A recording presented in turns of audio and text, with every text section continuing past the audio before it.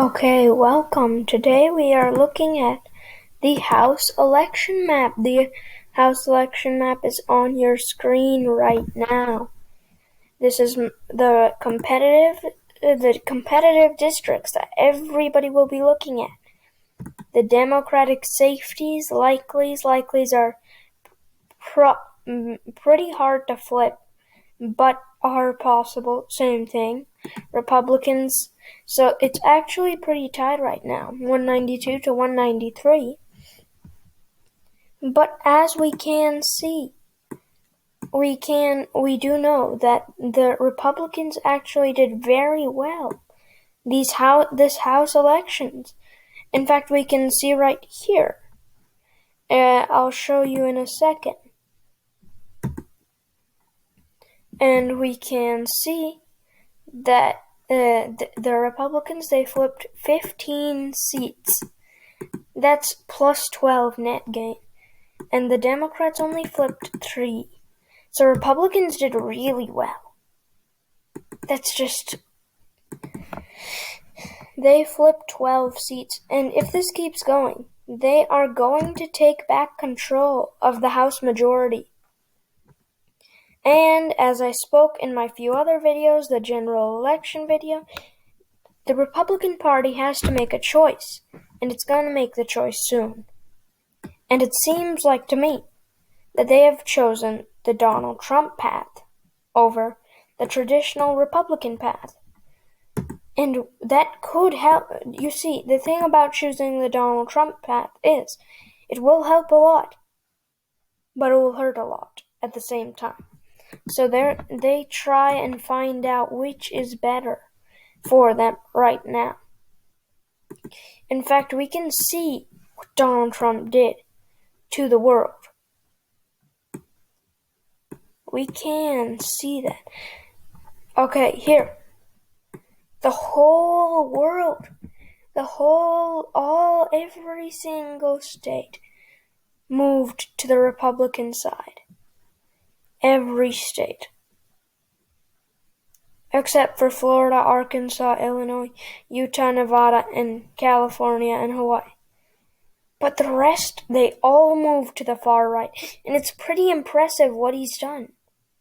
If you don't like Donald Trump, and if you like him, you need to know that he has brought the country more further Republican than it has ever been since Ronald Reagan. We can actually look at the Ronald Reagan's election. We go all the way back to 1988.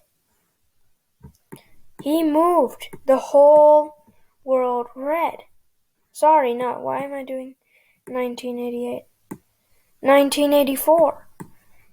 Ronald Reagan moved the whole world Republican. Now Donald Trump is doing the same thing. As I've said, the United States, I don't know why I keep saying world, the whole world has not moved to the right. The United States has never been more Republican before since Ronald Reagan's term, which is a big accomplishment. It is a pretty big accomplishment. So we go back to this tab. Right now we can see this. We can see his effects of campaigning. If we most likely will, let's just say for a second that Donald Trump is the one who runs the Senate campaigns. Then he is going to be the one running the show. He is going to help in Michigan. He is going to help everywhere. But he is going to cost them seats in Arizona, Georgia, and Texas. So, what the question is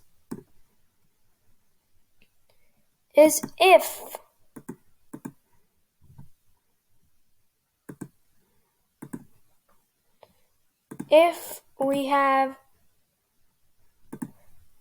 a Donald Trump running this show, How will it play out? Where will it help? Where will it hurt? The first thing, Republicans will most likely hold these seats. They'll hold these seats in the Democrat states. They'll even hold these seats that nobody thought they could in California. That was a very surprising victory, but they'd lose seats in Nevada. Please no, I'm not doing the likelies right now. So if I'm doing reds, assume that's a leans, please. Arizona. There we go. Blue. Colorado. Red. Utah. Red.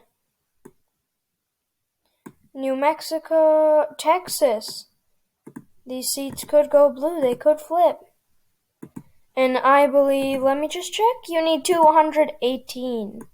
This is going to be a very, very, very competitive midterm election. I can promise you that. Especially in the House. Especially, not only the House, in the Senate as well. It's going to be very, very competitive. All across the board, there's going to be competition. Iowa will most likely all go red. Minnesota, gonna lean towards him. They're gonna have severe advantages in these states. And it's not unlikely that he will run the midterm campaign. And by the way, this is just the best possible scenario, so please don't say this is biased. Donald Trump can never win that much. This is a best case scenario if Donald Trump does this. So this is not biased. We're going to be looking at another scenario in a different, right after this, actually. So if Donald Trump runs the campaign, this is most likely how it will play out. The Republicans will reach the majority in their best case scenarios. By the way, I'm not saying all of these will go blue. These are just best case scenarios at this point for both parties. New York, New Hampshire. Competitive 3. Where are these 3 competitive areas? Well, that doesn't matter. Republicans take over. So now,